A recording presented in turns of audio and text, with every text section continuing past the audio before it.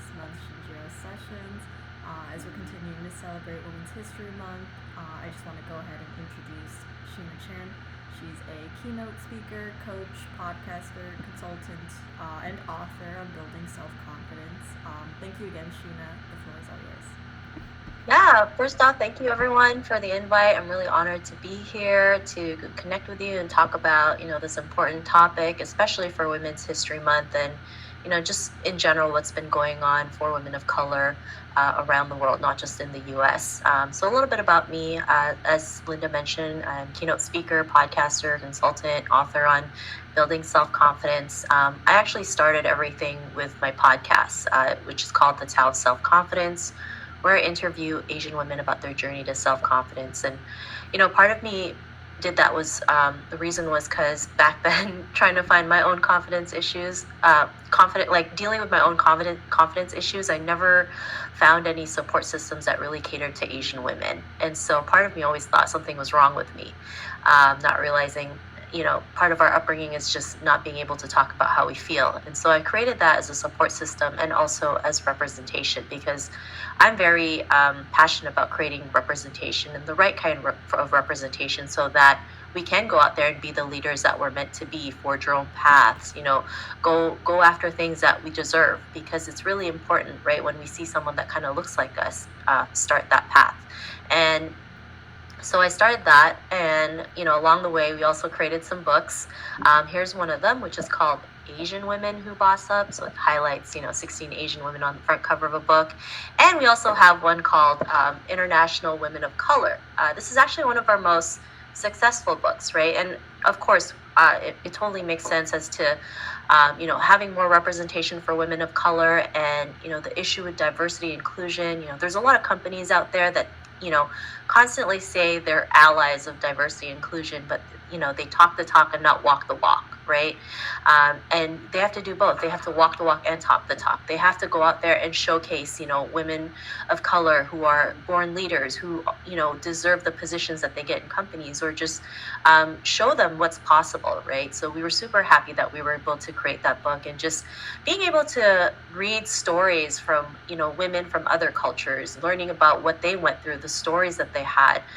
It makes me realize, we all go through similar things. Even though we're from different cultures, different backgrounds, we still go through similar things as women. And so, that's a little bit about me. I'm going to share my screen now so I can just start with a presentation. Just one sec. I'm not a Google Hangout expert, so if there's any difficulties, that's why. Here is my presentations, the need for better representation for women of color. So, a little bit of an overview. I'll talk about the stats, the problem, why representation matters, ways to create better representation, and of course, we can have a Q&A session, but feel free to ask a question, even if I'm doing the presentation, right? If it's just us, I want you to be as comfortable as you can. There's no right or wrong question. And for me, I'm a firm believer of asking questions, because it really opens up to different things, right? I mean, if you don't ask, the answer is always no. So that's why I say, just ask questions. Just don't be shy. Just go out there and do it. So the stats, right? They say 1 in 5 Americans is a woman of color. So based in 2019, women of color comprise of 20.3% in the United States population. So that's quite a bit, right? And as the trend goes, they said that women of color will be the majority of all women in the United States by 2060. So they have, the stats of the U.S. population of women in 2019 versus 2060. If you were to add up everything that was, women of color, it overpowers Caucasian women. So, by what are we, in less than 40 years, we're gonna be the majority. So the problem, right? Why is it, why do we still deal with so many problems, when it comes to representation of women of color, right? The problem is lack of leadership, right? And this was the most interesting report that I saw about a month ago. They said, according to Catalyst, the stats for women of color in management positions in the U.S. This is in 2021. Okay, this is the representation. Asian women represent 2.7%. Black women represent 4.4%, and Hispanic women represent only 4.3%. So that is very small compared to Caucasian women was over 30%. And then the men, they didn't have the numbers. But, lack of leadership. We don't have enough women in leadership, especially women of color, right?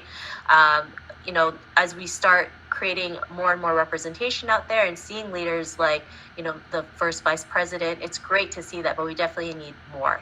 She's opened the doors for so many of us, but we can carry on that as well to create more leadership, have more management roles for women of color. And the other problem is the gender wage gap, right? So this is actually a report of, how much women of color get versus men. So as you can see, Black women get 64 cents to a dollar. If you're multiracial, it's 63%. Asian women have been able to, beat that or almost get a dollar, right? And Hispanic women is 57 cents to the dollar. So, it's great that Asian women have been able to reach that. But we still, of course, we still have a long way to go, which is why it's important for all of us to just work together and, talk about these things. Why is it that a certain culture gets less than another? What differences does it make, right? So this was really interesting to see, like, the disparities between each culture. Another problem is portrayal of negative stereotypes. I mean, we all go through negative stereotypes, right? And this I found really interesting, right? So for Black women, some of the many stereotypes associated with them are that they are loud, aggressive, and angry, and they're also stereotyped by their physical features. And this is really true because as we were creating the Women of Color book, a lot of Black women, they mentioned, like, sometimes it's hard for them to speak up because they are seen as the loud, aggressive, and angry, even though they just want to speak their truth. They just want to talk about the things that they're dealing with, right? Latino women also, Latino women are represented as sassy and often portrayed as the immigrant or help. They're also represented as not being able to speak English, which is, we also actually have a Latina version of our Women Who Boss Up series. And yeah, I had a lot of Latino women, the number one thing they really hated was being known as spicy or sassy or things like that. Like, they never, that really triggered them, right? Because they didn't want to be seen as that, right? They wanted to be seen as strong Latino women who can go out there and be a lawyer or a doctor or even have their own business, right? Even sometimes, they mention, like, most people think that all Latin people come from Mexico. And it's like, Latin America is huge, right? There's so many different countries, different cultures, and it just doesn't go to one thing. Thank you. True. True as the Puerto Rican. Yeah. We're usually all Mexican. Yeah, it's okay. Everyone thinks all Asians are Chinese, right? So we go through similar things. But for Asian women, right, especially what's been going on with our community right now, right? Asian women are usually portrayed as quiet and submissive and obedient, right? Or they're also seen as the object for the taking. And this is so true, right? Especially with the hate crimes that's been going on, especially in New York City. A lot of women have been targeted for a hate crime. Some of them have been pushed off the subway, have been killed, have been spat on. And it's unfortunate that this is happening. Like last week, there was a video of, a lineup of women, Asian women and elderly lining up to get pepper spray. And like the lineup was like blocks on end. It was just really crazy. I've had other Asian women in New York who live in New York tell me, like, back then I could sleep in the subway from Brooklyn to Wall Street and no one would ever bother her. Now, like, she has to look around. She has to be alert because she could be a target. She could be spat on as she's just sitting on the subway. So, and it's unfortunate that this is happening, right? We still go through these negative stereotypes. And it's because of these negative stereotypes that sometimes we're not taken seriously. We're not promoted to management or leadership roles. And, it takes us 10 or 100 times more work to be seen, to be taken seriously, to eliminate these negative stereotypes that we're facing. So this was another problem as to why we're not as advancing as much. Why does our... I'm sorry. Can I interject? Because I'm not sure if you've seen the chat, but Kara, who's Native American on our team, mentioned would be interested to learn the stereotypes for Native American women. We don't make it into a lot of the data. I found that very interesting, right? Because I think it is a group that's kind of excluded a lot of times from, you know, the women of color conversation. Not that that was the intention. No, I know. I apologize. Yeah, I think like reports that they always kind of just when you search for reports and the data, they always talk about like Black women, Hispanic, and Asian, and then everything else gets kind of lumped, right? But I understand. I mean, I live in Canada, and last year we went through, we went through like I don't know if you've ever heard of residential schools, but it was really, putting Indigenous kids into these schools to be, to be more westernized, right? Made them dye their hair, speak English, to take away their native name. And so all the, a bunch of these schools, just started popping up with all these, missing bodies and, dead bodies, like over 200 kids, just like they just found like over 200 dead bodies, like, in the school that's been going on for years. And, it's really horrific that the Indigenous had to go through this, right? And and at the same time, it's like nobody ever spoke about what they went through. Nobody is taking responsibility as to why this happened, right?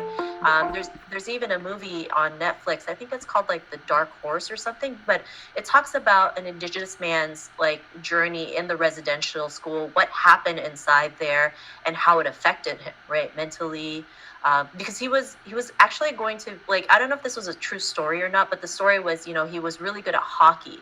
Hockey was his thing, and he was actually about to make it to play at least in the junior leagues, but he kind of quit because he was going through so much trauma being in a residential school. Like, how they just portrayed the residential school was horrific. They would put these kids in a cage if they didn't listen, made them like dye their hair. They had to speak English. If they spoke in their native tongue, they were punished for it. So I'm just seeing those reports last year, and slowly, and every so often we'll hear another school that they found remains, right? And yet nobody talks about it. Nobody really like talks about, what is the Indigenous community going through? How do they feel about this? Why isn't anybody taking responsibility? And it's horrific.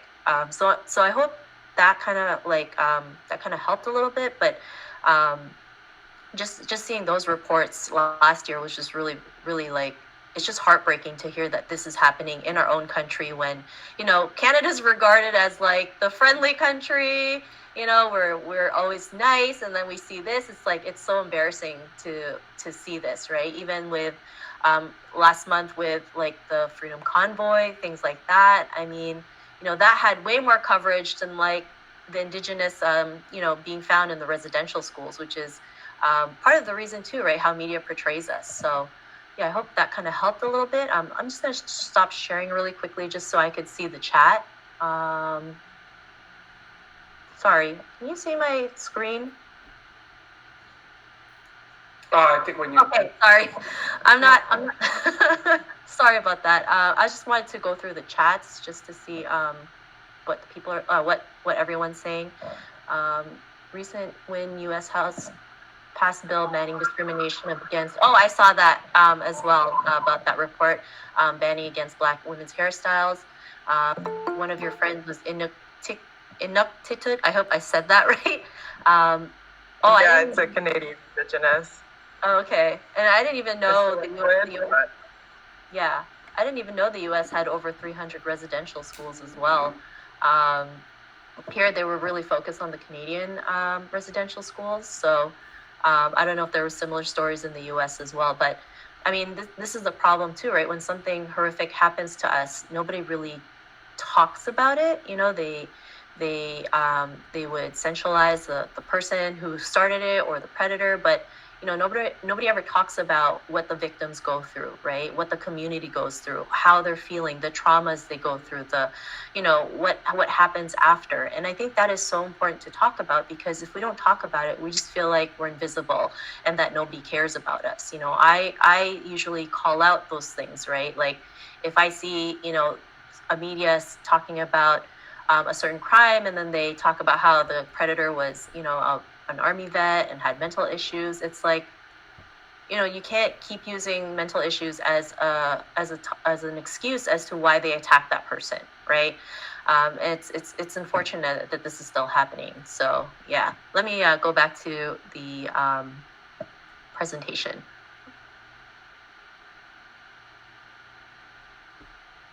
All right, so why representation matters, right? I'm very passionate about creating representation because growing up here in Toronto, even though it was a very, very it's still a very multicultural city.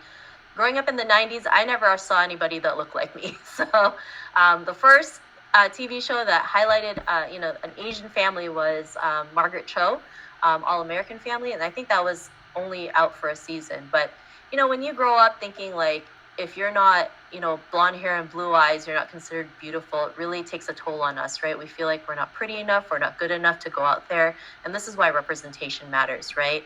It helps us understand our own ethnic racial group as well as others. It shows our current and future generations what's possible for themselves. It takes away the limitations a person of color may feel. It gives women of color the confidence to have a voice and speak up. It gives us a chance to eliminate the negative stereotypes we still face today. So, this is why, for me, representation is so important. It's a great way to dismantle the negative stereotypes. It showcases a stronger representation for women of color, and we can go out there and break barriers, break those ceilings, and show them what's possible.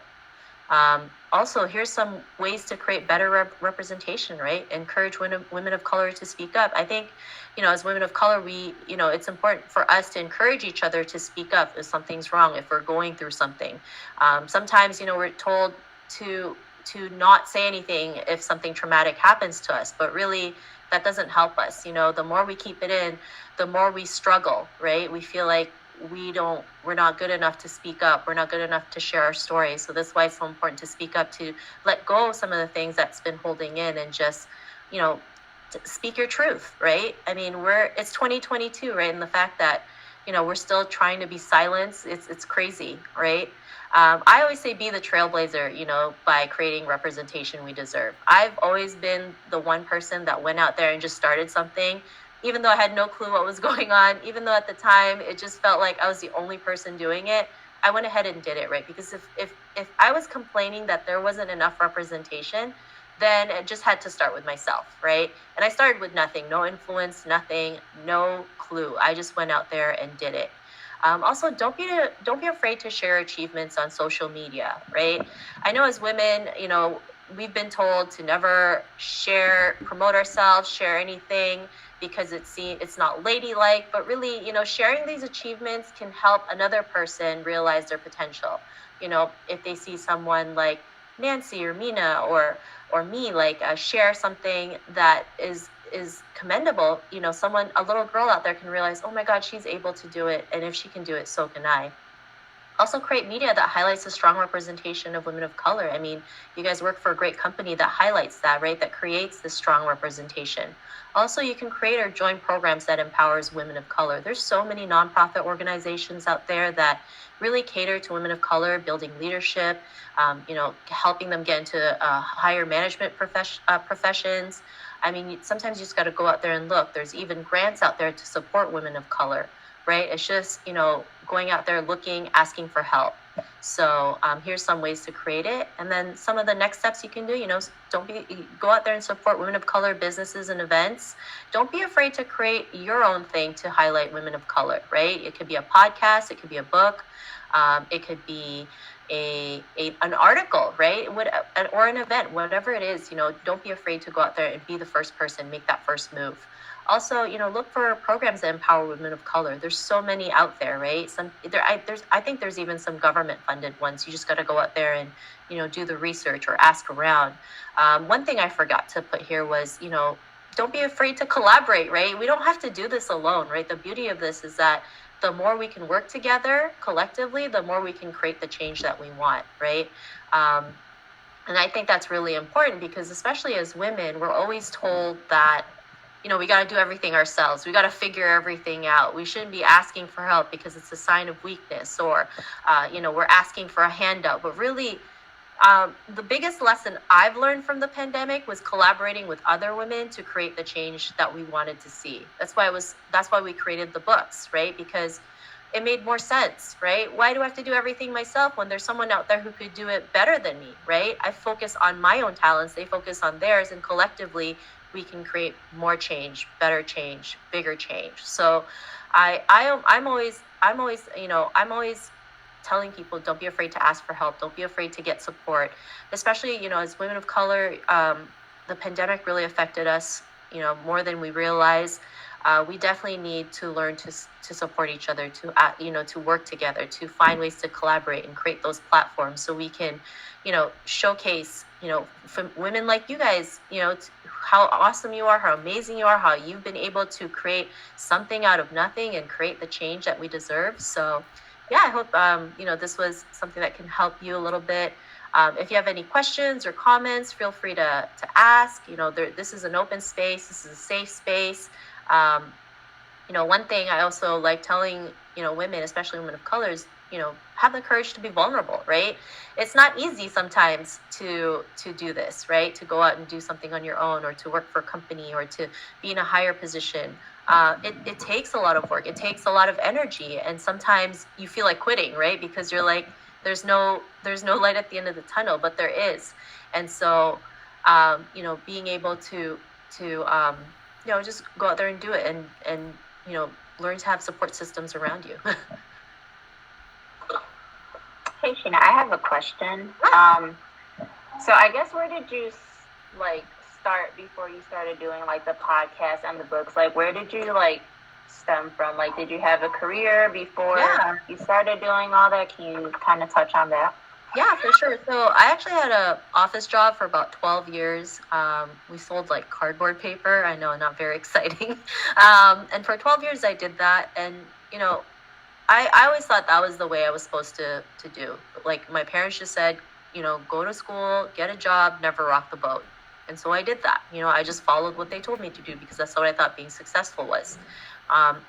There's nothing wrong with having a job. If you love your job, I commend you, right? Because not everybody loves their job, but sometimes you might be sitting there and thinking that there's more to life than this. And that was me. I was just sitting there thinking there has to be more to life than this, right? And about 10 or 11 years ago, my aunt passed away from a freak accident. And it made me just open my eyes, to the world, realizing our life can go, we can die at any given moment. And if I didn't go out there and do the things that I wanted, I would regret it. And so it kind of started from there. It didn't happen overnight, of course. Back then I wasn't as confident. I would feel too scared to make that first step, but little by little, I did it, right? Decided to forge my own path, try to figure out what I wanted to do, did some traveling, worked on myself, figuring out what I tolerate and what not, figuring out the things that I would tolerate and not tolerate. And, it wasn't always a hit. There was a lot of misses along the way too. I failed in a lot of things, but it never stopped me from moving forward. Well, maybe a little bit, kind of just a, moment of temporary defeat, but I would pick myself back up again and do it. And so in 2015, that's when I started my podcast. I still had no clue what I was doing. I just said I wanted to create something to empower women, to empower Asian women at the time. And I just kept doing it, right? And then it just led me to, getting, interviewed in different media platforms, also being able to speak on other people's stages and be able to connect with so many amazing women and, complimenting, putting myself out there in other forms of media, because as much as I loved my podcast and what it's done for me, it was still a very small platform. And I really wanted to create more visibility. And the only way to do that was to just tap into other different media platforms. And so that's when we started creating the book series out of the pandemic, right? And at the time I said, oh yeah, it makes sense, right? Because you can use a book to literally connect with so many people out there, to share your story, share your message, and it helps you be taken seriously as a woman, especially as a woman of color. I mean, my own family didn't even take me seriously, and it was funny how I started doing these books and started talking about it, started sharing what we did.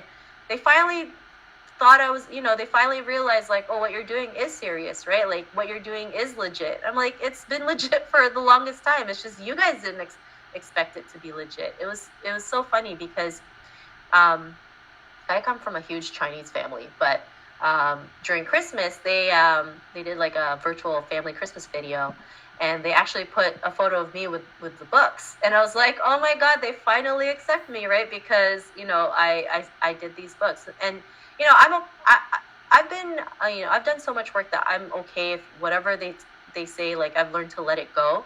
But at the same time, it's funny what happens when you just go out there and put yourself out there. Of course, in the beginning, it's always going to be rocky, right? People will look at you funny. They'll ask you questions. They'll be like, what is this thing you're doing, right? Or they'll tell you, why don't you go get a job? I mean, I've been through all that, right? But I still pushed through because I had a bigger purpose. It wasn't just about me.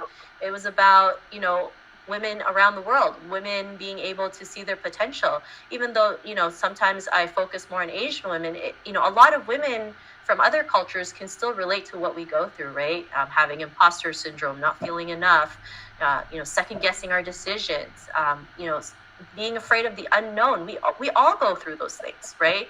As women of color, even mental health. Mental health is a topic, that's taboo in many cultures, right? It's considered like, if we talk about it, most people think we're crazy because we're going through it, but we all go through mental health challenges, myself included, especially from the pandemic.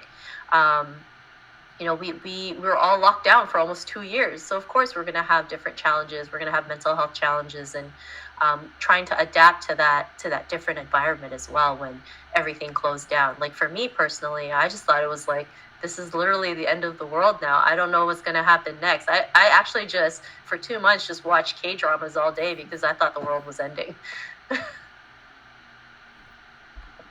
So we had a great question. We had a lecture yesterday, actually, and they brought up imposter syndrome, which I actually didn't just recently understood the definition of imposter syndrome, right?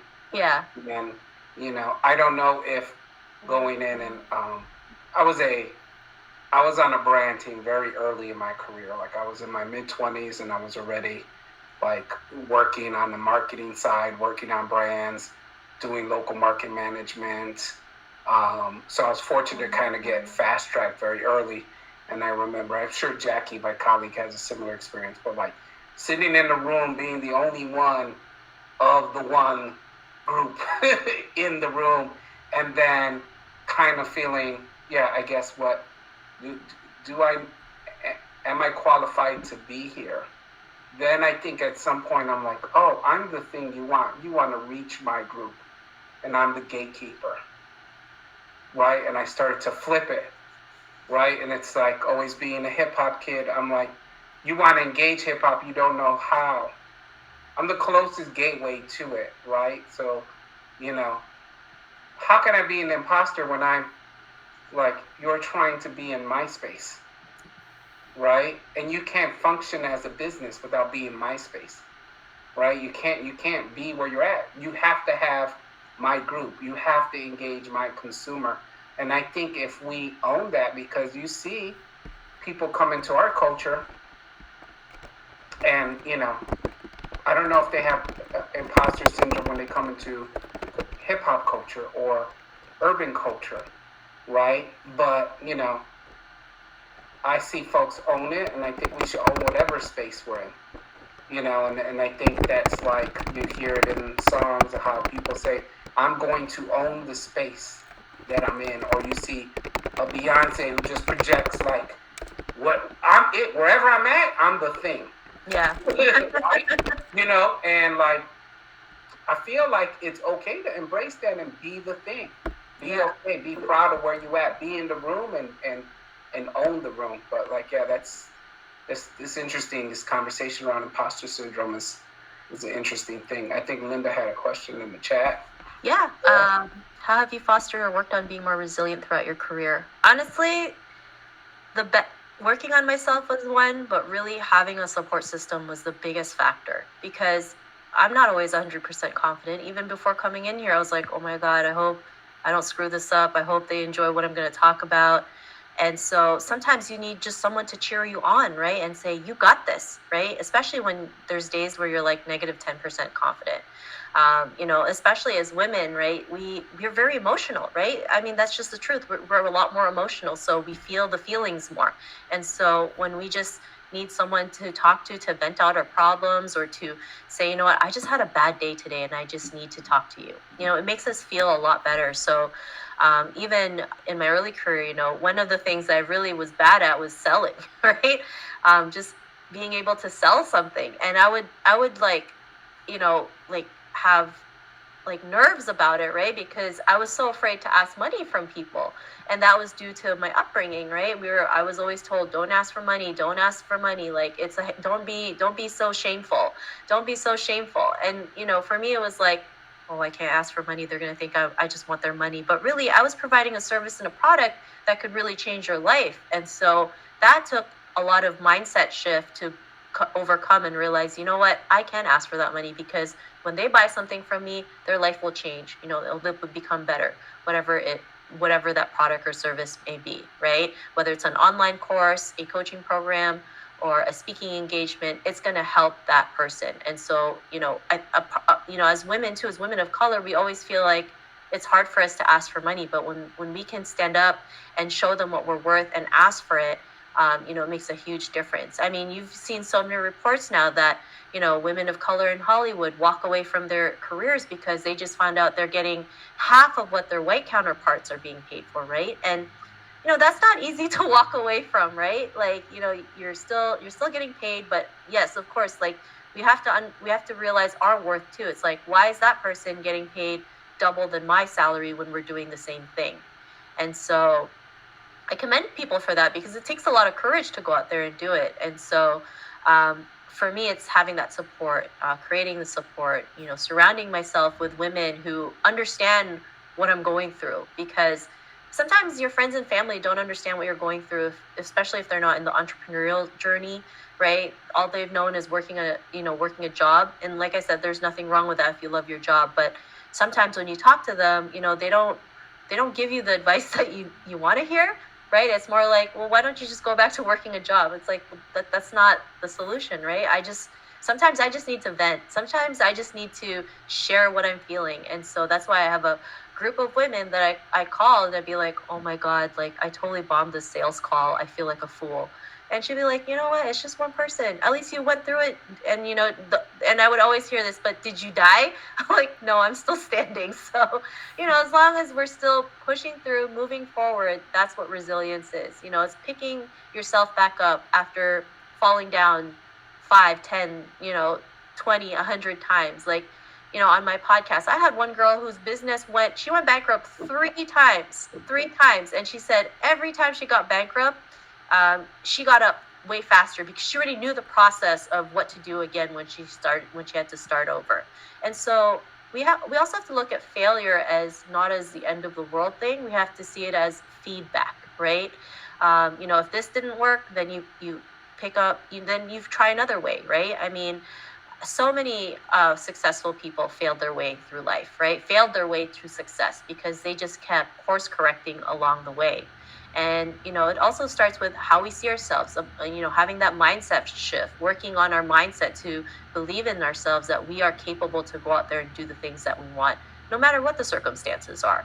And it took me a while to get over that too, because, I usually tell people that at 5 years old, I failed kindergarten for coloring outside the lines. So for the longest time, I always thought I was a failure in anything I did because of that one moment. Sometimes you don't realize the things that happened in our past hold on to us, right? And that's why sometimes it's harder for us to go out there and push forward, because there's something that our subconscious is telling us, like, don't do that, because remember at 5 years old, you did this and you were a failure, so don't go out there and do it, because in a way they're protecting us, but really they're not. They're kind of like, sheltering us, and it doesn't help us at all.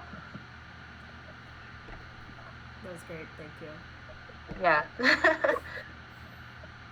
Does anyone have any other questions, or? When you mentioned your parents So you said your parents kind of didn't get what you were doing. Is that what you said? Yeah, they don't like. I've learned not to talk to tell my parents what I do. Whatever they see on social media, that's how much they know.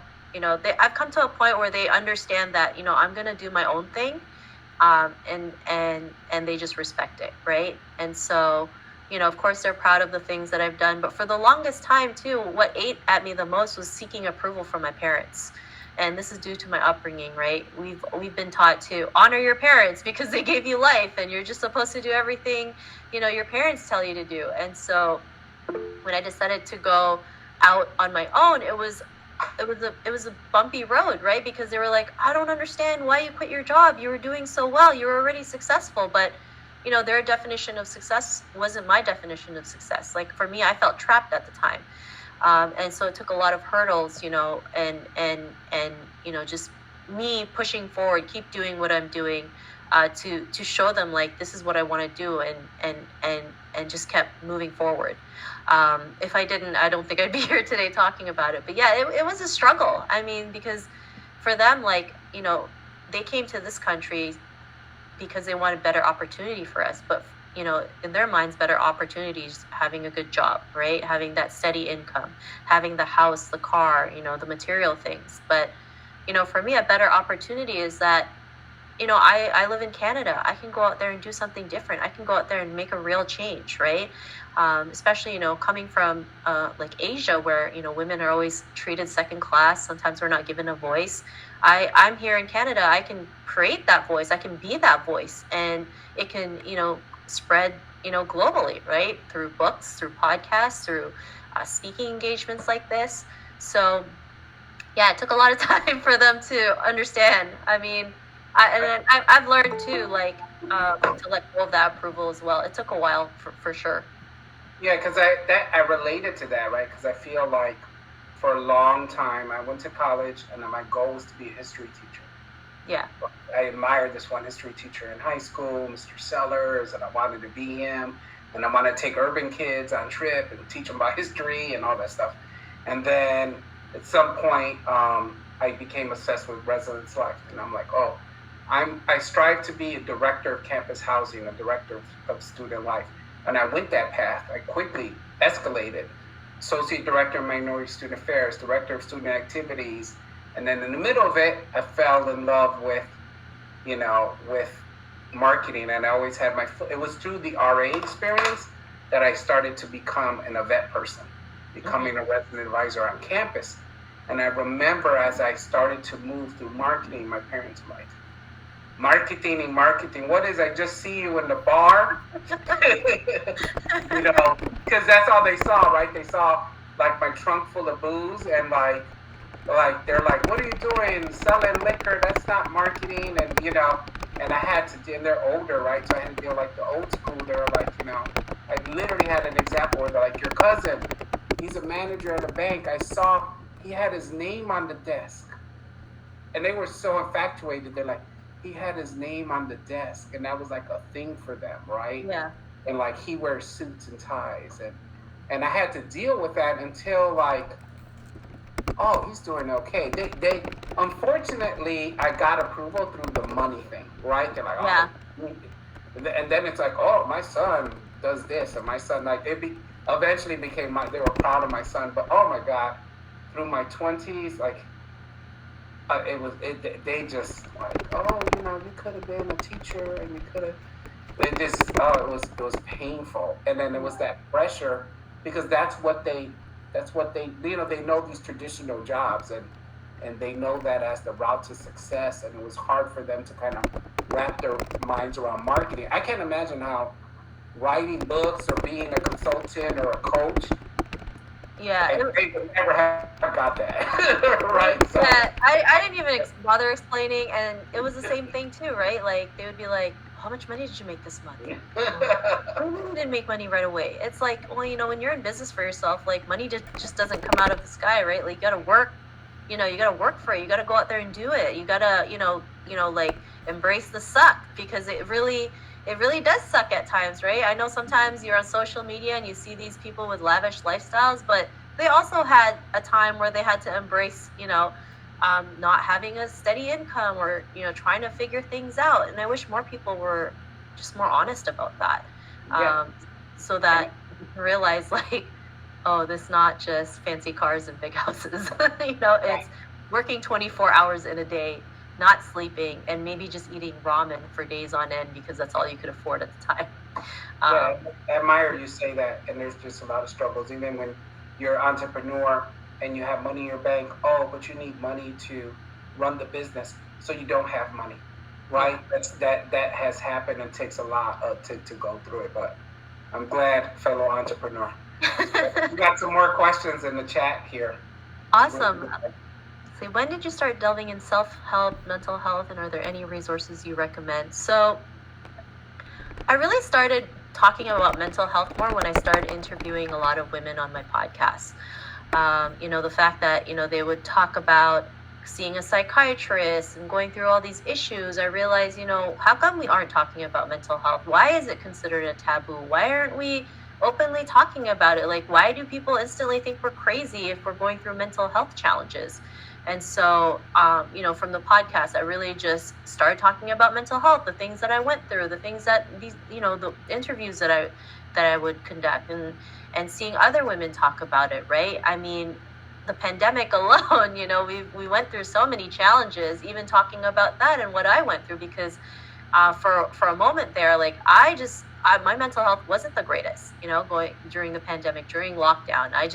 I went kind of crazy, I guess, right? Like, feeling super depressed, because it's like, what's going to happen? I don't know if the world's going to end right now or not.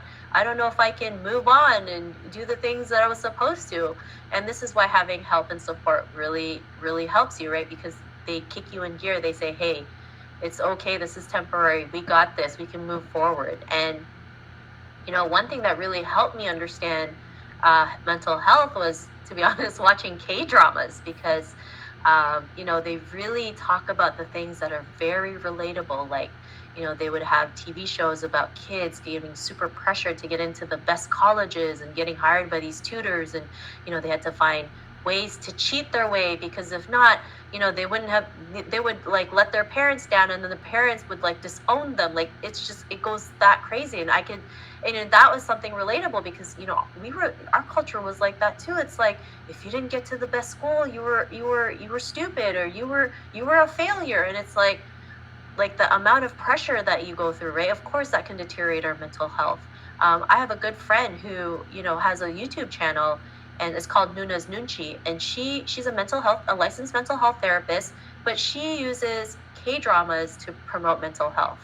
And, that's my resource, having her talking about mental health, and then, watching these K-dramas that really talk about these issues in a way that, that you've been there before, or you could relate to it, or you could talk about it because it's happened to you before. So yeah, that's one I would recommend. Jackie asks, how do you continue to strengthen your voice? Being a minority women who tend to be brought up to be submissive, so speaking up and speaking out is not commonplace. I struggled with it before too. I think people feel like they have to make big leaps to go out there and create something. But I think learning to take small steps is really important. Just maybe you want to share a post about something, right? Start with that. Or, you can even just start in a small group, maybe just this group, right? Talking about the struggles you go through. And then this is why creating representation is so important, because when you see other women speaking up, it will help you go out there and speak about the topics that you want to talk about. I mean, for the longest time, I was afraid to speak up too, because I was afraid of what other people might think of me, if they think I was this crazy Asian girl talking about these things.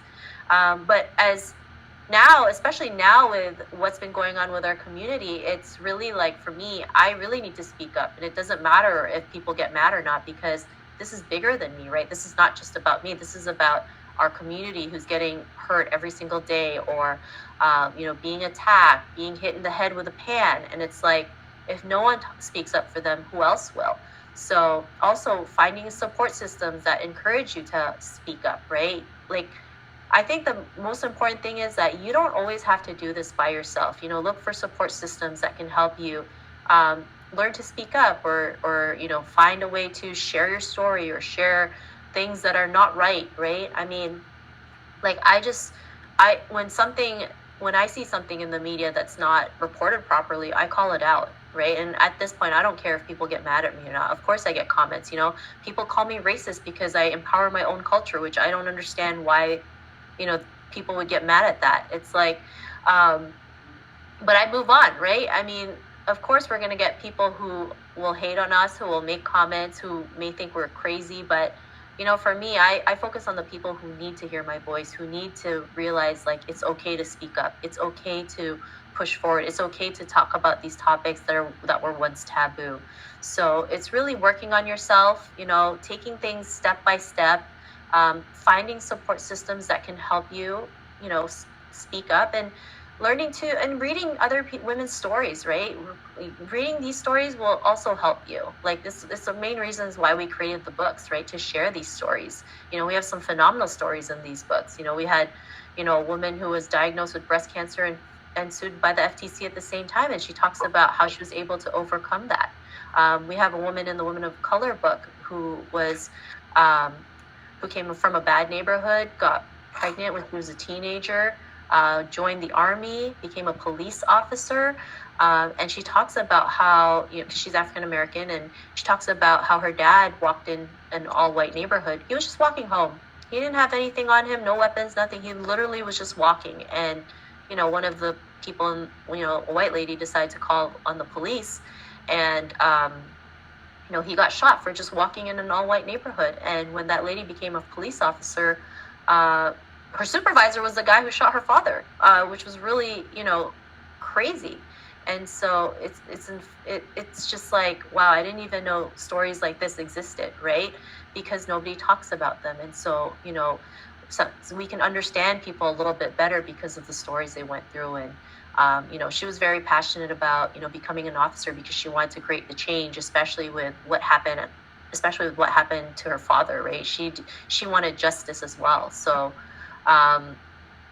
being able to read books, articles, seeing women who speak up, finding the right people to look up to.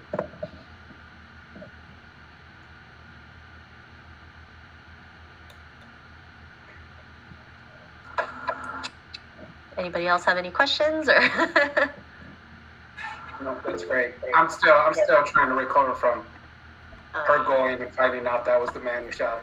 Yeah, her family wasn't happy too when they found out. They're like, "How could you work for this man? He shot your father," and that's understandable, right? Like, I mean, but at the time, that's what she had to do to be a police officer, right? And she really wanted to be a police officer at the time. I don't even know if the guy ever found out that he shot her father. I don't remember if he realized that or not. How can we create a safe space at work to be able to express our emotions when we are being told to think logically when we know psychologically women do not think or work that way? That's a great question, and it's not always an easy question to answer, because of course we want to create safe spaces, right? And whatever, like, the company also has to support that, right? Especially during the pandemic, I've seen companies who talk about mental health but don't really do anything to help an employee's mental health. So, it goes both ways, right? Creating that safe space and also making sure, like, the company also has to make sure that this is a safe space for them. This is really, truly a safe space, and learning that, as women, we think, we think more emotionally, we have more emotions when we do things, or we have to do 10 million things at once, especially when you're a mother with kids and you have to homeschool them, do the chores, and do your job at the same time. It can get really taxing. So, maybe that kind of program would be to just have like a girls' night happy hour, or some me time, or just girl talk time, whatever it is, right?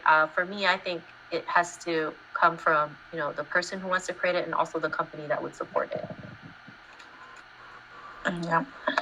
And Sheena, I just wanted to add on that, we here kind of have created a very safe space, especially among the women on the team, to be able to kind of express ourselves and really share some of our mental health journeys and issues. So definitely we've created a space here, and we continue, because it's not something that you can instantly change. Each one of us are going through different journeys and are different age groups, and some of us are mothers and some of us are, not. So it's really comforting to be able to share a space with women and men, and teach men how to kind of bear with us during our struggles, right? Like we work really hard, but at the same time, we have sometimes breaking points that maybe men just react differently to. Yeah, no, for sure. I mean, as women, we go through a lot more burnout, right? Because we're natural born caretakers, so we tend to do like, 5, 6, 7 things at the same time. Working on our business, having a job, taking care of our kids, running the household, doing chores, errands, even taking care of some of our family members, and it can take a toll on us. So that's why sometimes having that safe space is so important, just to even vent out what you're feeling, right? Can be very healing for anybody. Will you also share? I know you said you had a group of like a Latina group that you guys. We have a support group. Well, we created we created a book highlighting Latino women. Okay. I can send the Amazon link to Mina, and then she can share that with you, because we've created 7 books. So we have different themes, from mompreneurs to Latinas, Asian, women of color, and we really wanted to create a diverse series of books because it was so needed, right? We don't see many books out there highlighting, women of color or Asian women or Latino women or mompreneurs. And people don't realize 75% of readers are women, yet there's still, a lot of books out there written by, the same 5 Caucasian men. So we definitely need more diversity. So I would like to extend that I will purchase 1 book of choice. One sheet for each one of the women on the team. Nina, let's organize that. Go ahead and go on Amazon, see some of these fabulous books, pick a book. Just to let you know that on Amazon we just have the Kindle version. So if you want a physical copy, just contact me. Yeah. Okay. So work through Mina to find out all the great books she has to offer, and we'll get everybody a book. Cool. Thanks, Freddie. No problem. Well, I hope you guys enjoyed today's session. Feel free to share, what your thoughts are, what you've learned, what things are you going to do differently. I mean, like I mentioned, this is a safe space for everyone. There's no right or wrong answer. And this also encourages us to speak up too, right? Like just doing things like this encourages us to, speak on topics that we never thought was possible to talk